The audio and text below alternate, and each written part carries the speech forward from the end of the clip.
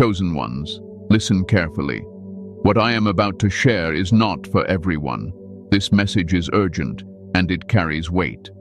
If you are not walking the divine path of God, if your heart is not aligned with truth, obedience, and spiritual depth, this message will not resonate with you. You may even feel uncomfortable and click away. And that is perfectly fine. This message is only for those who are truly chosen by God, those who have been set apart, refined, and called for a higher purpose.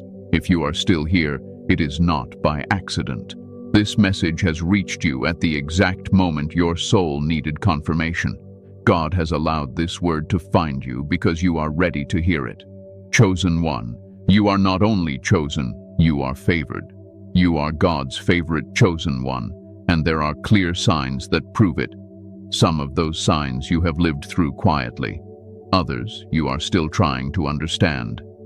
Today, I will reveal why your life has been different, why your path has been heavy, and why God's hand has never left you.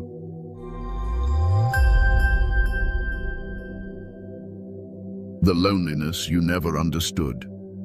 Chosen one, let me speak to something you have carried quietly for most of your life. A feeling you never fully explained. A weight that followed you even in rooms full of people. Loneliness, not the kind that comes from being alone for a night or two, but the deep kind. The kind that sits with you even when others are laughing around you. From an early age, you knew you were different. Not better, just different. You noticed things others ignored. You felt deeply while others skimmed the surface. Conversations often felt shallow to you, even when you tried to fit in. And many times, you blamed yourself for that. You wondered why connection felt so hard, why friendships faded, why even family sometimes felt distant. I want you to hear this clearly. There was never something wrong with you. Your loneliness was not a punishment. It was preparation. God separates before he elevates. He removes before he reveals. He quiets the world around you so you can hear him clearly. While others were distracted by noise, approval, and constant company, God was teaching you how to sit with yourself, how to endure silence, how to listen. That is not an accident. That is training.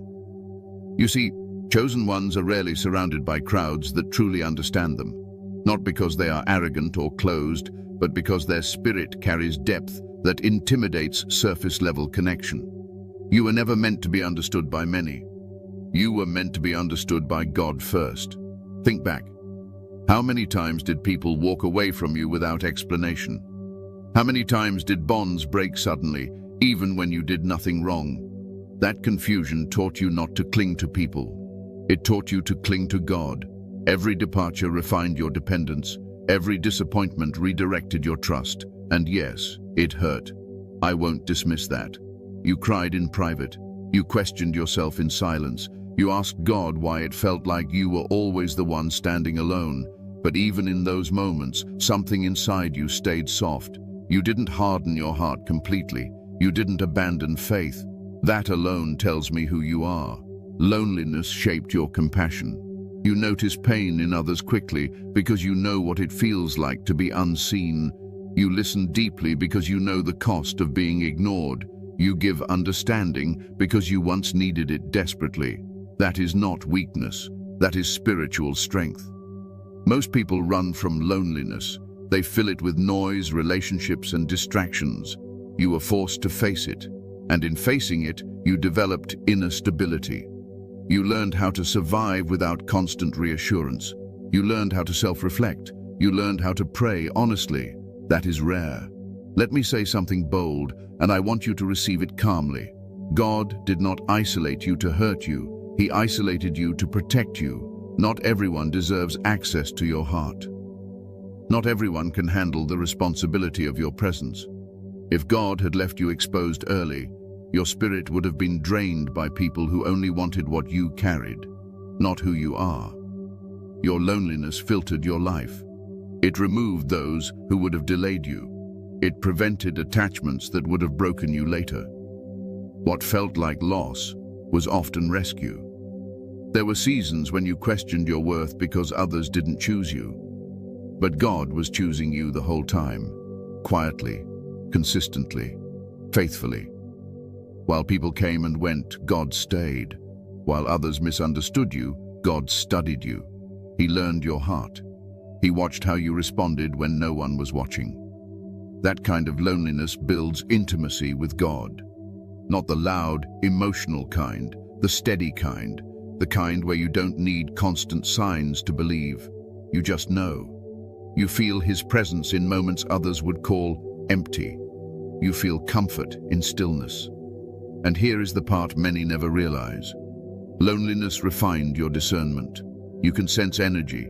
You can feel when something is off. You can tell when words don't match intentions. That came from years of observing quietly, listening more than speaking, watching patterns instead of promises. You were not lonely because you were rejected by people. You were lonely because you were being reserved for God. There is a difference between being alone and being separated. Being alone is absence. Separation is intention. God intentionally removed you from environments that would have dulled your spirit. He pulled you away from crowds that would have normalized you. He guarded your uniqueness even when you didn't understand it. And now, as you listen to this, something inside you feels lighter. Because finally, someone is naming what you lived through. Finally, your pain has context. Your story makes sense. You were never forgotten. You were being formed. Your loneliness was the doorway to divine friendship. It was the quiet room where God began speaking to you differently. And in the next part, I will show you exactly why God calls you His friend and why that title was never given lightly. Let me add something deeper here, chosen one, because this part matters more than you realize. There were moments when your loneliness didn't just feel quiet, it felt heavy, almost suffocating. Nights when your mind wouldn't rest, days when you smiled on the outside but felt empty within. And you wondered if something inside you was broken. I want to correct that thought gently but firmly. Nothing in you was broken. Something in you was being preserved. God often hides His most trusted vessels in solitude, not because they are weak, but because they are sensitive. Sensitive to truth, sensitive to deception, sensitive to spiritual weight. Too much exposure too early would have damaged you. So God became your company when others could not stay. He sat with you in that quiet room. He listened when no one else asked how you were really doing. This is why you developed a strong inner world. You think deeply, you reflect often, you feel God even when nothing dramatic is happening. Your faith is not built on hype. It is built on endurance, on consistency, on staying when leaving would have been easier. And notice this, even in your loneliest seasons, you were guided away from destructive habits that consumed others. You didn't lose yourself completely. You may have stumbled, but something always pulled you back. That was God's hand. Friendship protection, quiet correction, gentle redirection. Loneliness also taught you restraint. You don't rush into connections. You don't trust words quickly. You watch behavior. You value peace more than popularity. That wisdom came at a cost, but it is priceless now. So when loneliness tries to return as doubt, remind yourself of this truth. You were not abandoned. You were apprenticed. You were not ignored. You were instructed. You were not forgotten. You were being prepared for a level of closeness with God that few ever experience. And now, as your season shifts, that loneliness will no longer feel like a wound. It will feel like proof. Proof that God was with you long before anyone else understood you. Why God calls you His friend. Chosen one, I want you to slow down here. Breathe. Let this truth settle gently, not emotionally, but deeply. God does not call everyone His friend. That word is not poetic decoration. It is not symbolic language meant to sound comforting. Friendship with God is a position. It is a relationship built on trust, alignment, and shared understanding. Many people want blessings. Few want closeness. Many want God's hand. Few want God's heart. A servant obeys because he is told. A follower walks behind. But a friend walks beside. A friend is trusted with intention, with timing, with truth that cannot be explained to crowds. God calls you his friend because you have shown him something rare.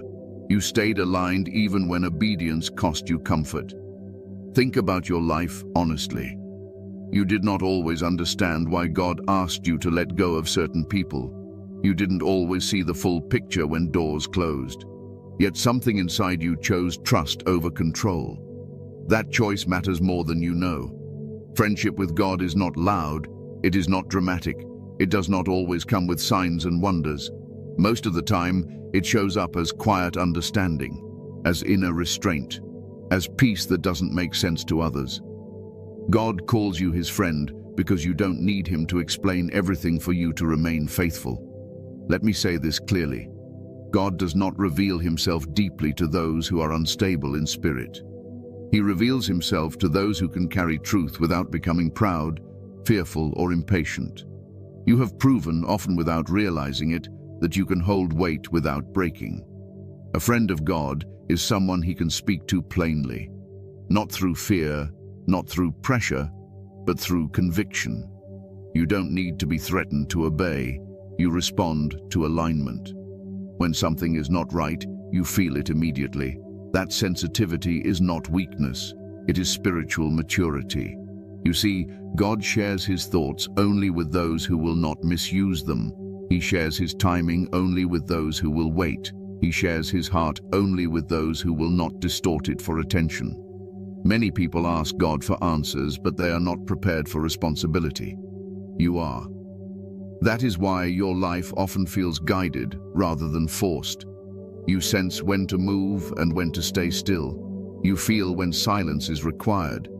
You know when to speak and when words would only interfere. This is not coincidence. This is communication. God does not shout at his friends. He whispers, and you listen. Friendship with God also means correction comes differently. You are not condemned. You are adjusted. A quiet discomfort, a loss of peace, an inner nudge that says, this is not aligned. And you respond. You don't argue. You don't delay for long. That responsiveness builds trust. Most people need chaos to change. You need clarity. God calls you his friend because you seek truth more than validation. You would rather be right in spirit than popular in opinion. You would rather lose approval than lose integrity.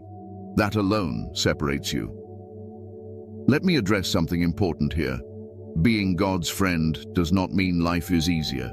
It means life is clearer. You may still face challenges, but confusion no longer dominates you. Even when things hurt, you sense purpose beneath the pain. That awareness changes everything. Friendship with God also explains why you feel uncomfortable in environments driven by ego, manipulation, or shallow spirituality. You can sense when something is performative. You can feel when God is being used instead of honored. That discomfort is discernment.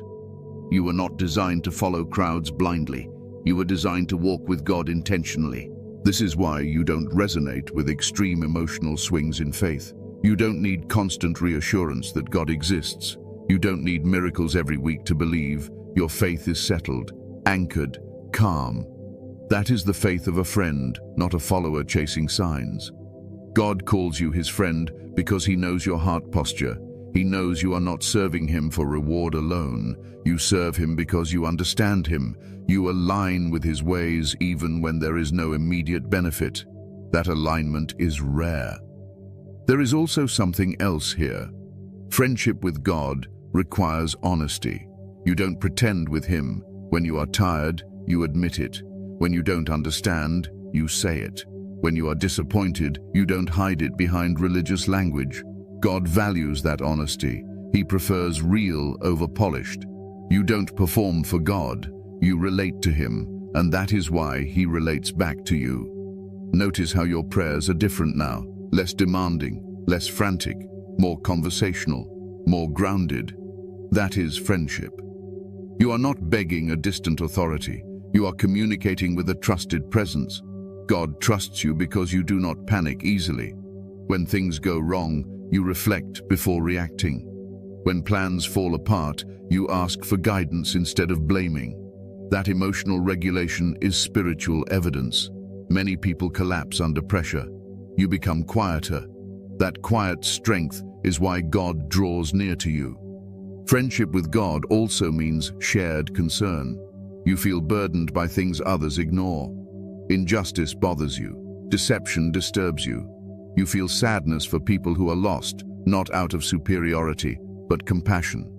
That compassion is God's heart flowing through you. And sometimes you carry that weight alone, because not everyone understands it, but God does. He trusts you with that emotional responsibility. Let me be very clear here. Being God's friend is not about feeling special. It is about being reliable. God knows He can count on you to remain steady when others become unstable. He knows He can trust you with silence when noise would only cause harm. That is why you often feel like you are waiting. Not inactive, just waiting. Waiting for clarity. Waiting for release. Waiting for alignment. That waiting is not delay, it is synchronization. God does not rush His friends. He prepares them. And now, as you sit with this truth, something inside you settles. Because this explains why your faith never looked like everyone else's. Why your walk felt quieter. Why your understanding came through reflection, not pressure. You are not behind. You are not lost. You are not overlooked. You are trusted. And in the next part, I will speak to the weight that comes with being God's friend, because trust carries responsibility and responsibility carries pressure. But I will also show you how to carry it without burning out. Stay with me. You are doing better than you think. The weight of being God's only friend. Chosen one. Now we speak about something many never warn you about. The weight. Because divine friendship is not light. It is not casual. It is not something you wear proudly on your chest.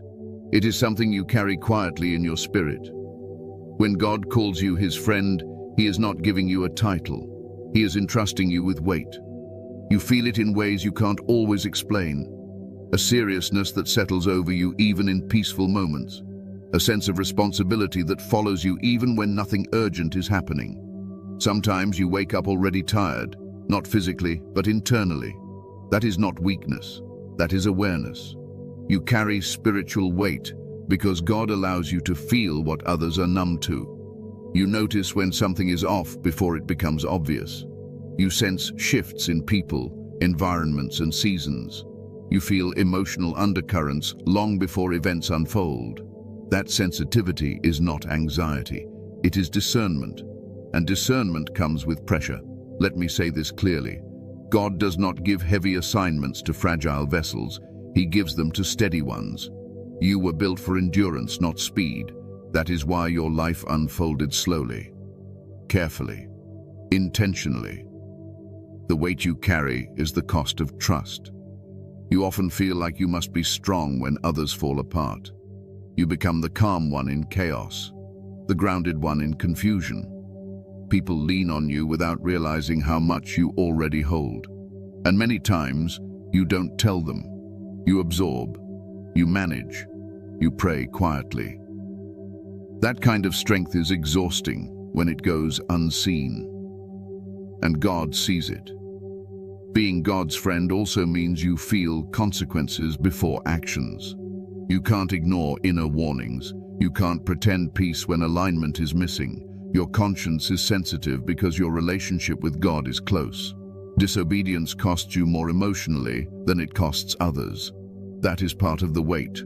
Others can drift. You feel pulled back quickly. Others can numb themselves. You feel discomfort immediately. Not because you are punished more, but because you are guided more closely. You are held to a higher internal standard, and that standard is not imposed from outside. It rises from within you. Sometimes this weight shows up as sorrow you can't fully explain. You look at the world and feel grief where others feel entertainment. You see brokenness where others see normality. You sense how far people are from truth, and it aches quietly inside you. That ache is not depression. It is compassion without an outlet. You also carry responsibility for timing. You feel when it is not yet time to speak, when silence is wiser, when waiting protects more than action.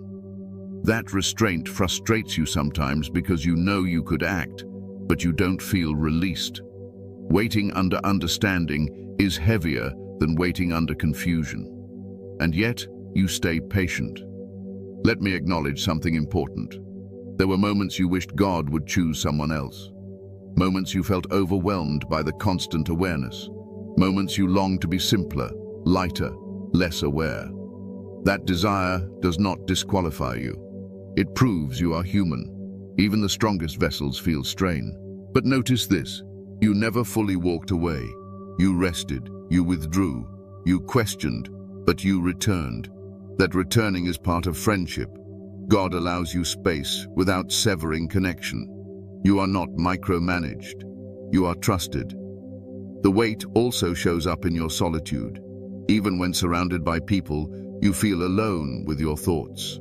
You process deeply. You reflect constantly.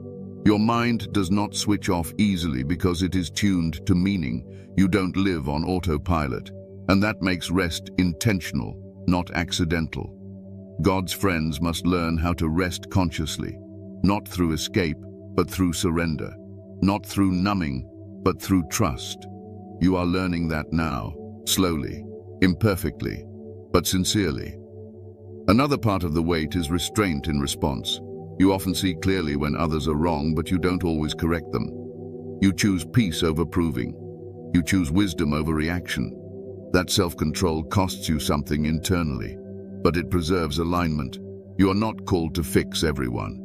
You are called to remain faithful. God's only friend does not mean you are the only one he loves.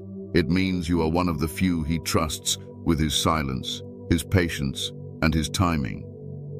That trust is heavy because it requires maturity without applause. You don't receive constant validation. You don't get frequent reassurance from people. Your reward is inner peace, not external praise. And sometimes, that feels unfair. But peace lasts longer than applause ever could. There is also a weight of expectation you place on yourself. You expect yourself to grow, to heal, to respond better, to stay aligned. That pressure is not from God alone. Some of it is from your own integrity. You know who you are called to be, and you don't want to betray that. That internal standard is heavy, but it is also noble. Let me ground you here. You are not meant to carry this weight alone. Friendship with God does not mean independence from God. It means partnership with Him. When the weight feels too heavy, it is an invitation to lean deeper, not push harder. God never intended you to carry divine responsibility without divine rest. You are allowed to pause. You are allowed to say, "I am tired."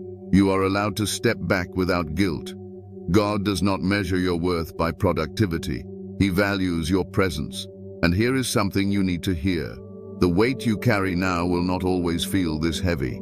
As you grow, your capacity expands. What once felt overwhelming will feel manageable. What once felt lonely will feel purposeful. You are not being crushed. You are being strengthened. This weight is shaping your authority, your wisdom, your stability. It is forming you into someone who can stand calmly when others panic. Someone who can speak peace without forcing it. And in the next part, I will explain why so few people understand this weight you carry, and why that misunderstanding is not a failure on your part. Stay with me. You are not weak for feeling this weight. You are strong for carrying it with grace.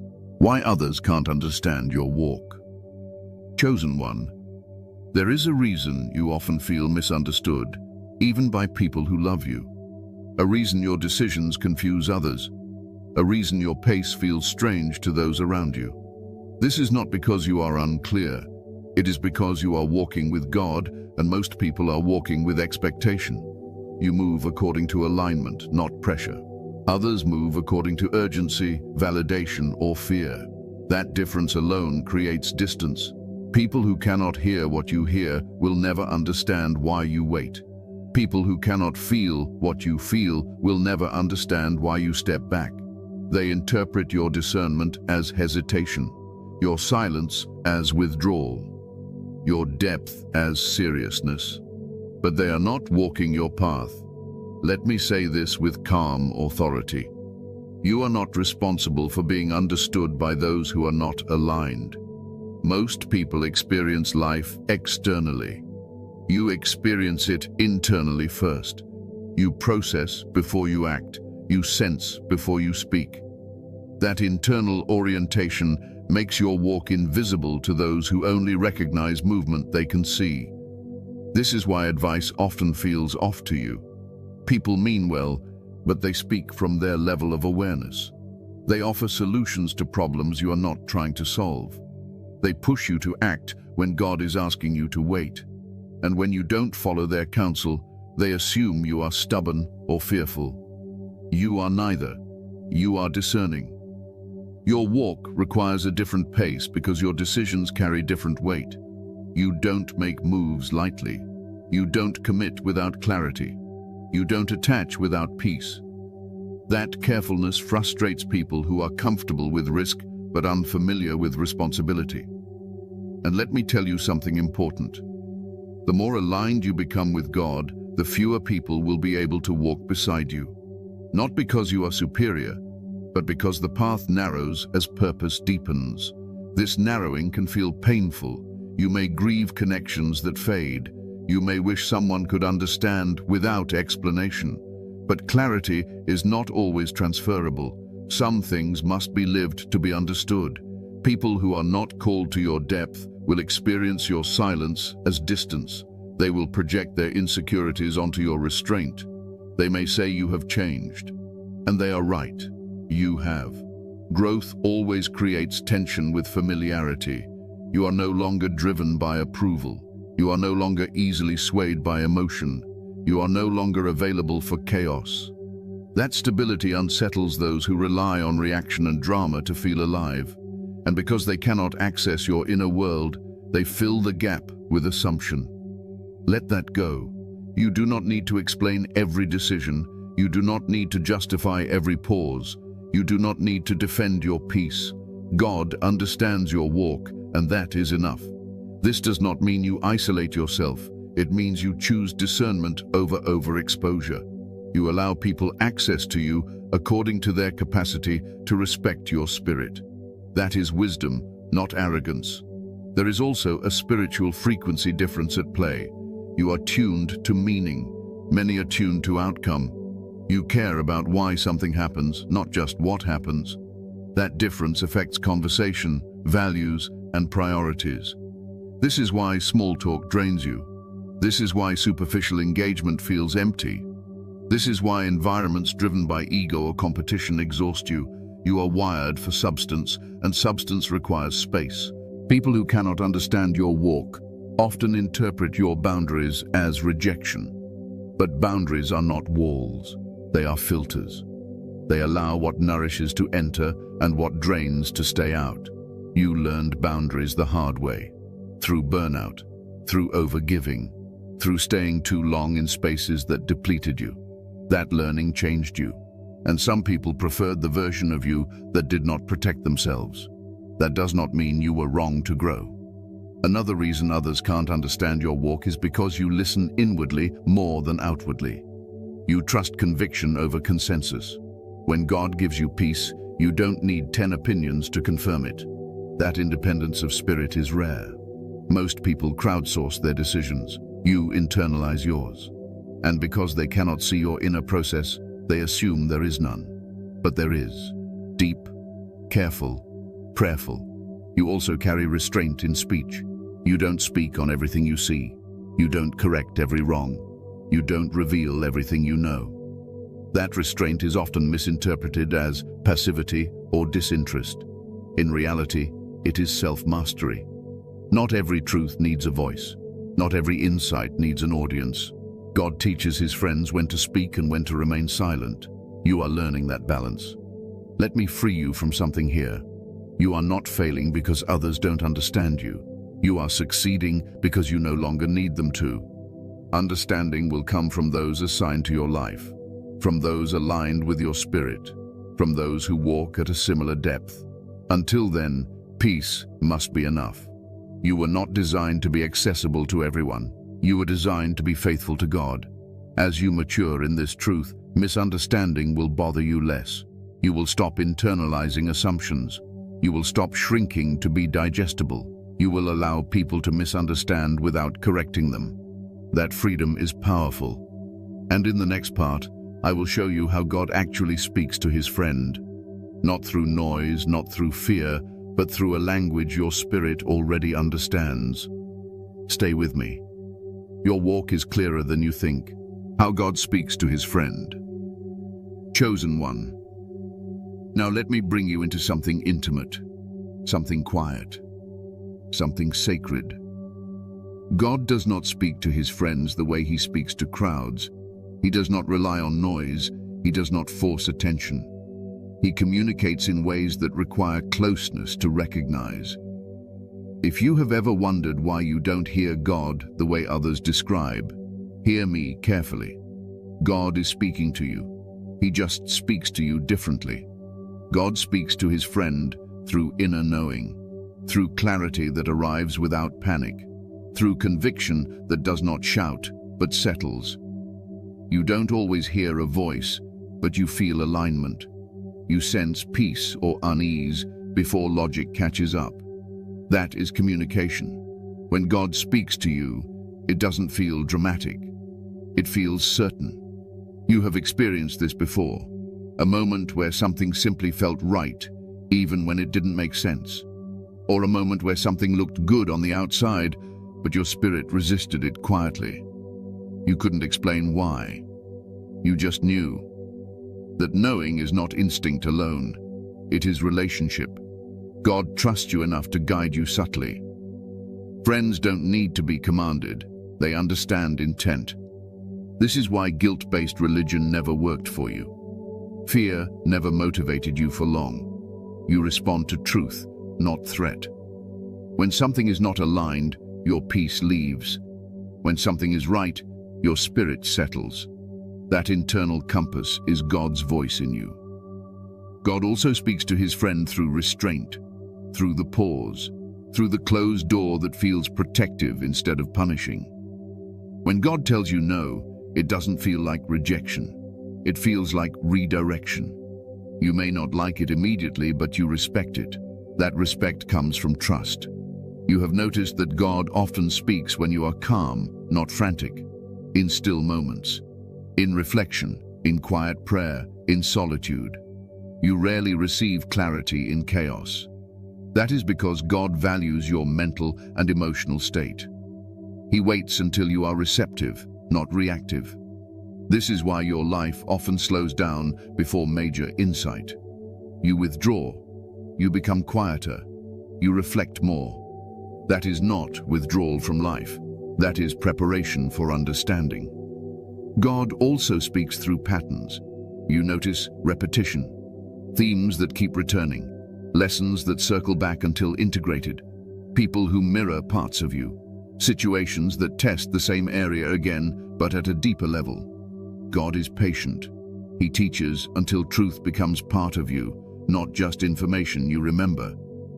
Another way God speaks to his friend is through peace that defies logic. You may be in uncertainty, but not in fear.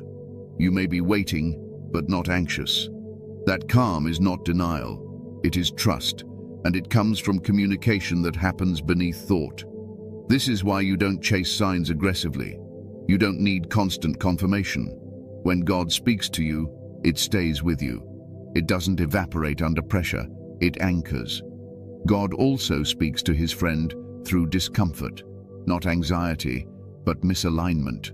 A quiet resistance when something is wrong, a heaviness when compromise approaches. You cannot ignore it for long. It follows you until addressed. That is God protecting the friendship. Others can override their conscience repeatedly. You cannot. Not without emotional cost. That cost is not punishment. It is correction born from closeness. You have also noticed that God speaks to you through sudden clarity after confusion. Long periods of not knowing, followed by a simple understanding that changes everything. That is how God trains patience. He does not overwhelm you with answers. He gives you what you need when you are ready to carry it. And when clarity comes, it feels relieving, not exciting. Excitement fades, relief remains. God also uses silence with his friend. And this part is important. Silence does not mean absence. Silence means trust. God knows you will not fall apart without constant reassurance. He knows you will remain aligned even when communication is minimal. That silence grows you. It strengthens your faith beyond dependency. You learn to stand without constant confirmation. You learn to trust what has already been revealed. That is maturity. Sometimes God speaks to you through people, but rarely directly. Often through observation, through what you notice rather than what is said. You pick up on tone, behavior, intention. God sharpens your perception because he knows you can handle truth without becoming cynical. You don't become bitter, you become clearer. God also speaks through restlessness when it is time to move. You may feel unsettled even when things look fine. That is not ingratitude, it is transition. God stirs you gently before he shifts you externally. He prepares you internally first. Friends receive preparation before change. Let me say something grounding here. You do not need to hear God the way others do to be legitimate. Comparison will only confuse you. God customizes communication. He speaks to you in a way that matches your temperament, your capacity, your calling. You are reflective, so he speaks through reflection. You are sensitive, so he speaks through feeling. You are discerning, so he speaks through subtlety. And because of this, your relationship with God feels personal, not performative. You don't need to announce what God told you. You don't need to convince others. You don't need to prove spiritual experiences. You live from them quietly. That quiet obedience is powerful. God trusts you with this level of communication because you don't abuse it. You don't dramatize it. You don't weaponize it. You integrate it. And when you miss something, God does not shame you. He corrects you gently. He allows consequences to teach without destroying you. That grace is part of friendship. So if you have ever doubted whether God is speaking to you, let that doubt rest now. He is. He always has been. You just learn to listen differently. And in the next part, I will show you how to live as God's friend in a world that does not operate at your depth. How to stay grounded, protected, and effective without burning out or becoming bitter. Stay with me. You are hearing God more clearly than you realize. Living as God's friend in a broken world. Chosen one, this is where wisdom must become practice. Friendship with God is not meant to remove you from the world. It is meant to stabilize you within it. You were not called to escape life. You were called to walk through it differently. Living as God's friend in a broken world requires balance, not withdrawal, not overexposure. Balance. You already know the world is loud, demanding, reactive. It rewards urgency, noise, and appearance. But you are not wired for that pace. When you try to live like everyone else, your spirit becomes tired quickly. That is because your alignment is inward, not external. So the first thing you must accept is this. You cannot live on the world's terms and remain at peace. You must live intentionally. Living as God's friend means you move slower than pressure demands, but faster than fear allows. You don't rush, but you don't hide. You wait for clarity, then act with conviction. That rhythm protects your energy. You have learned, sometimes painfully, that overgiving leads to depletion. Saying yes to everything leaves nothing for what truly matters. God's friends must learn to steward themselves, not selfishly, wisely. You are allowed to say no without guilt. You are allowed to rest without apology. You are allowed to step back without explaining yourself. God does not measure your faithfulness by exhaustion. Burnout is not a badge of honor. Living as God's friend also means you let God defend you. This is difficult at first because you see clearly. You notice injustice. You recognize misrepresentation. And the urge to correct, explain, or confront rises quickly. But God often asks you to be still. Not because you are wrong, but because vindication handled by God is cleaner than vindication handled by ego. You don't need to fight every battle. You don't need to clear your name in every room. God knows the truth. That is enough. This restraint keeps your spirit light. You also learn to walk humbly without shrinking. Humility does not mean denying who you are. It means not forcing it on others. You don't need to announce your depth. Those who are aligned will recognize it. Those who are not will misunderstand it. Both outcomes are acceptable. Living as God's friend means choosing peace over proving. You stop explaining yourself to people who are committed to misunderstanding you. You stop trying to be palatable to environments that were never designed to hold you. You let go of being liked. You choose being aligned. This does not make you cold. It makes you clear. You still love. You still care. But you love without attachment. You care without depletion. You remain kind without being available to misuse. That emotional regulation is spiritual maturity. Another part of living as God's friend is learning to stay grounded in the present. You don't live in constant anticipation of what's next. You don't obsess over future assignments. You focus on obedience in front of you. God reveals the next step when the current one is integrated. You have learned that rushing ahead creates confusion. Staying present creates clarity. So you slow your mind, you breathe, you observe, you stay anchored. You also stop absorbing collective anxiety. The world is often fearful, angry, divided. You feel it, but you don't carry it. You have learned to differentiate between compassion and responsibility. You can care without internalizing. That boundary protects your peace. Living as God's friend means you curate your inputs, what you watch, what you listen to, who you spend time with. You are sensitive, and sensitivity requires discernment. Too much exposure to chaos disrupts your inner alignment. So you choose simplicity. You choose environments that nourish rather than stimulate. You choose conversations that build rather than drain. You choose solitude when needed and community when aligned. You no longer chase connection. You allow it. God also teaches you to trust seasons. Some seasons are for building, some for resting, some for releasing, some for preparing. You stop forcing consistency where God intends contrast. You flow with timing rather than resisting it. This flexibility keeps you emotionally healthy. Living as God's friend also means accepting that you will be misunderstood by systems driven by image and performance. You don't fit neatly into boxes. You don't conform easily. You value substance over appearance. That will always create friction. You stop fighting that. You don't rebel aggressively. You don't conform quietly. You exist steadily. That steady presence is disruptive in the best way. People notice your calm, your groundedness, your clarity. They may not understand it, but they feel it. And sometimes, without saying a word, you shift a room simply by being there. That is influence without effort. You also learn to let go of urgency. God's friend does not panic when things take time. You trust process. You trust growth.